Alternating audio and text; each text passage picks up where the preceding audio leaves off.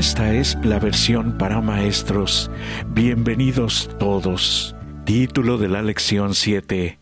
El descanso, las relaciones y la salud.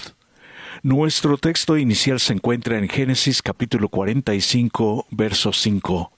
Ahora pues, no os entristezcáis, ni os pese de haberme vendido acá, porque para preservación de vida me envió Dios delante de vosotros. Número 1. Panorama general. La idea del perdón plantea interrogantes en muchas personas. Si perdonamos a alguien que nos ha hecho mucho daño antes de que se arrepienta, ¿estamos justificando su comportamiento? Si perdonamos a una persona, ¿significa eso que debemos establecer o restablecer una relación cercana con ella? ¿El perdón restablece siempre las relaciones?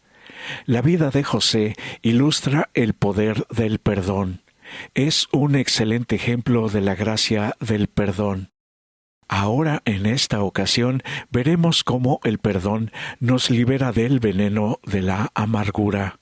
El perdón nos cambia, nos libera de la esclavitud del resentimiento. El corazón de José se llenó de perdón antes de que sus hermanos se lo pidieran, porque sintió que Dios tenía un propósito primordial para su vida. Sus hermanos sufrieron la culpa de su accionar durante años. Estaban atormentados por el recuerdo de esa última mirada persistente en el rostro de su hermano cuando se lo llevaban como esclavo. Así como José necesitaba perdonar, ellos necesitaban el perdón. El perdón facilita el restablecimiento de las relaciones quebradas. Jesús, pendiendo de la cruz con clavos en las manos y los pies y la sangre fluyendo libremente de cada uno de sus miembros, clamó: «Padre, perdónalos, porque no saben lo que hacen». Podemos perdonar a los demás porque Jesús nos perdonó a nosotros. ¿Cuántos y cuántos sufrimos toda la vida por no perdonar, sea a un hermano, un amigo o un familiar? El perdonar nos libera de muchos problemas, especialmente con nuestra propia salud física, emocional y espiritual. Número 2.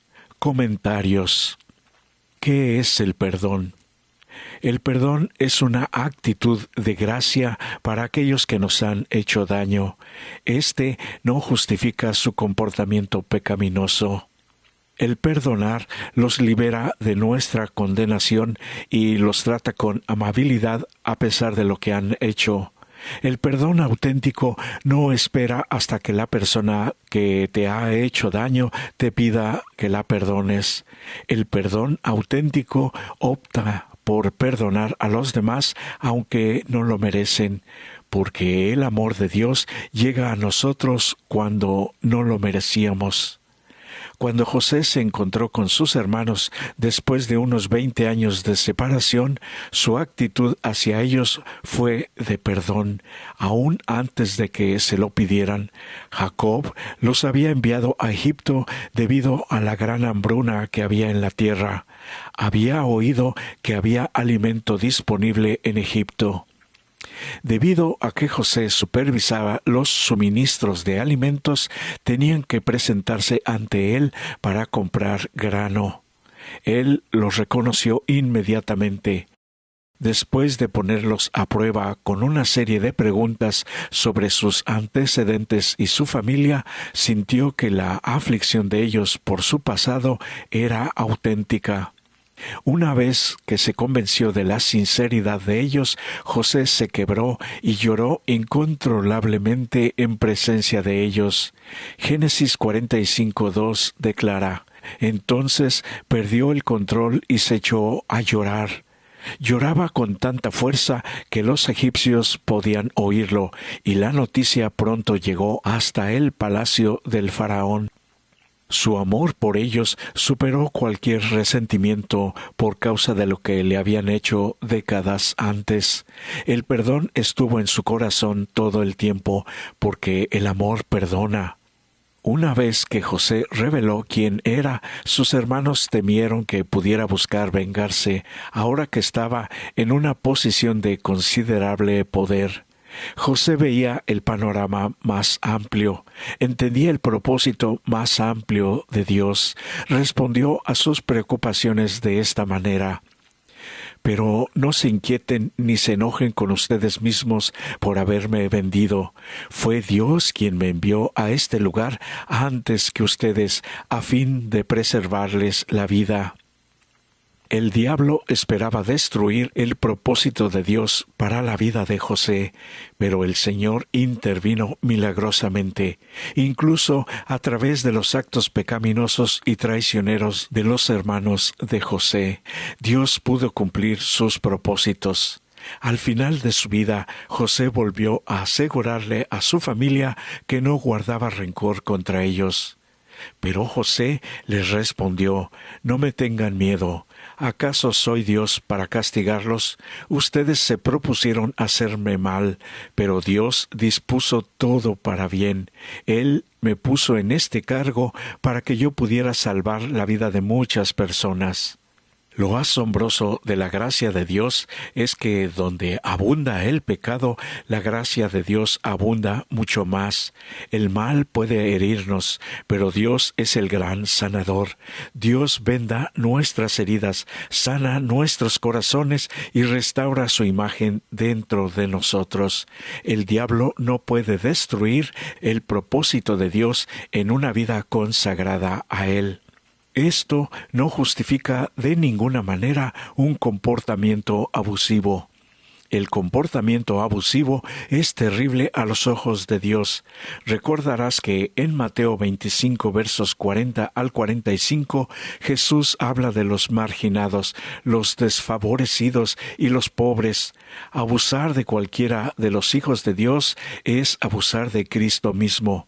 Por lo tanto, Jesús dijo: de cierto os digo que en cuanto lo hiciste a uno de estos mis hermanos más pequeños, a mí lo hicisteis.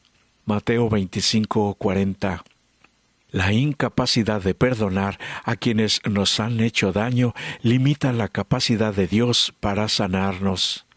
Si José no hubiera perdonado a sus hermanos, un espíritu de amargura se habría arraigado en su relación con los demás y le habría impedido cumplir el propósito de Dios para su vida.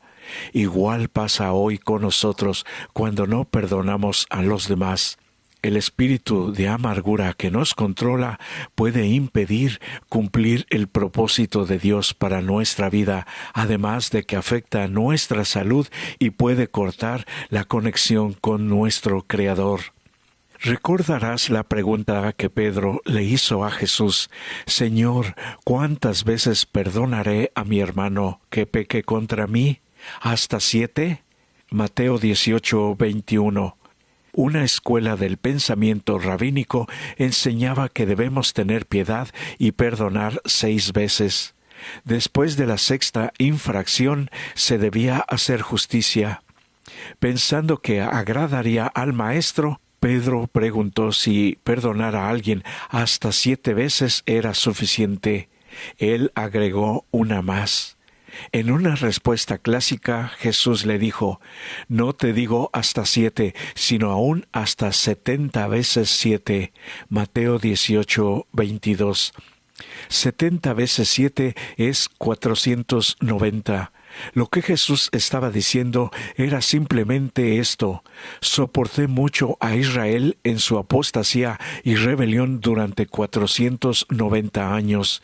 Pedro, mi misericordia no tiene límites, mi perdón está siempre presente. Perdonar porque somos perdonados. Efesios 4:32 es la base de todo verdadero perdón. Antes, sed benignos unos con otros, misericordiosos, perdonándoos unos a otros, como Dios también os perdonó a vosotros en Cristo. Perdonamos a los demás porque Cristo nos ha perdonado. Su perdón es la base de todo nuestro perdón. Recuerda su oración desde el monte Gólgota: Padre, perdónalos porque no saben lo que hacen. Si Cristo pudo perdonar a sus enemigos cuando no lo merecían, nosotros debemos perdonar a otros aun si no lo merecen. Si Él pudo perdonar a quienes le causaron tanto dolor, nosotros por su gracia podemos perdonar a quienes nos causan dolor. Naturalmente en nosotros no existe el perdón, solamente la verdadera conexión con Dios puede ayudarnos a perdonar a aquellos que nos han hecho daño. A continuación hay 3 maravillosas historias reales del perdón.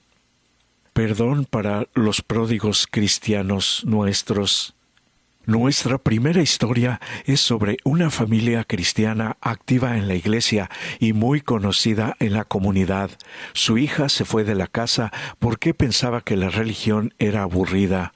Para satisfacer su sed de placer, festejaba con su novio, se volvió adicta al tabaco, bebía mucho y se la pasaba gran parte de su tiempo en los clubes nocturnos de la ciudad. Como no podía llenar su vacío interior, finalmente recobró el sentido. Llamó a sus padres: «Mamá y papá, quiero volver a casa». Los había avergonzado tanto. ¿Podrían aceptarla, perdonarla, darle la bienvenida a su regreso? A la luz de la cruz la recibieron en casa. Hoy ella está creciendo en la gracia. Él era hijo de un pastor, pero se relacionó con las drogas cuando era adolescente. A la larga abandonó los estudios y llevó una vida sin propósito. Sus padres nunca dejaron de orar por él, amarlo, perdonarlo, y a la luz de la cruz lo recibieron en casa. Hoy es un pastor cristiano. Ella era una joven que tuvo una caída moral en un campamento juvenil de fin de semana. Se sintió culpable y avergonzada. Sería condenada al ostracismo, a recluirse en la soledad o perdonada. Los líderes de la iglesia se acercaron con amoroso perdón. Muchas veces el perdón, aunque no siempre, restaura las relaciones. Hay momentos en que una relación está tan destrozada que, aunque el perdón cura al que ha sido herido, no puede restaurar la relación. El perdón es básico en todas las relaciones humanas. El perdón es un atributo de Cristo que fluye del Calvario y es básico en todas las relaciones. Es fundamental para las relaciones positivas entre esposos y esposas, padres e hijos, miembros de la iglesia y socios de trabajo. Si no puedes perdonar, tendrás un conflicto continuo en las relaciones humanas, porque algún día alguien te va a ofender. Si guardas rencor, si estás resentido, si albergas amargura, tus relaciones se deteriorarán. Las personas resentidas e implacables arrojan su veneno a los que los rodean, pero lo más terrible es que ellas mismas se están envenenando en su propia vida. Las personas perdonadas y que perdonan son una influencia positiva donde quiera que vayan. La atmósfera que la rodea es de paz, por lo que la gente se siente en paz en su presencia. Han experimentado un amor sin medida en la cruz para poder amar a quienes las rodean. El perdón fluyó del Monte Calvario ese viernes que Jesús pendía de la cruz al morir. Hay compasión en la cruz. Hay gracia en el Gólgota. En la cruz el perdón triunfa sobre el miedo. El amor triunfa sobre el odio. La relación triunfa sobre el resentimiento y la gracia vence a la culpa. Aplicación a la vida. Hay 2 tipos de culpa: la culpa moral y la culpa psicológica. La culpa moral es la que experimentamos porque pecamos contra Dios y herimos a los demás. Cuando confesamos nuestros pecados a Dios, Él nos perdona. Su palabra declara: si confesamos nuestros pecados, Él es fiel y justo para perdonar nuestros pecados. Primera de Juan 1:9. El perdón instantáneamente es nuestro cuando confesamos nuestros pecados. El perdón está escrito al lado de nuestro nombre en los libros de registros eternos del cielo. ¿Por qué a veces nos sentimos culpables después de haber confesado nuestros pecados? Una razón, por supuesto, es que a menudo Satanás no quiere que experimentemos el gozo del perdón. Pero puede haber otra razón. Nuestra culpa moral desaparece cuando confesamos nuestros pecados, pero la culpa psicológica puede seguir. El apóstol Pablo oró por una conciencia sin ofensa ante Dios y ante los hombres. Hechos 24:16. Cuando Dios nos perdona y experimentamos su gracia, anhelamos hacer todo lo posible para restaurar las relaciones dañadas. A veces esto significa acercarnos a quienes hemos herido y pedirles perdón. Puede significar una llamada telefónica, una carta o un mensaje de texto para iniciar la conversación. ¿Has ofendido a alguien recientemente? ¿Hay una relación rota que necesitas reparar? ¿Hay alguien que te haya lastimado a quien necesites perdonar? Si has ofendido o herido a alguien, ¿por qué no pedir a Dios que te ayude a saber cómo reparar esa relación? Ora pidiendo hacer algo muy específico para restaurar la relación. Si alguien te ha herido profundamente, pide a Dios que te dé la gracia de perdonar a esa persona. Tanto si necesitas pedir perdón como si necesitas perdonar, descubrirás que la gracia de Dios es suficiente para ti.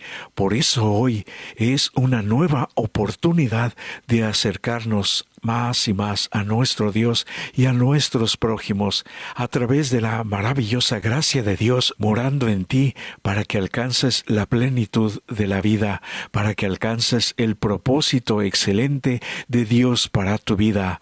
Este es para ti, mi querido amigo y amiga, mi mejor deseo hoy.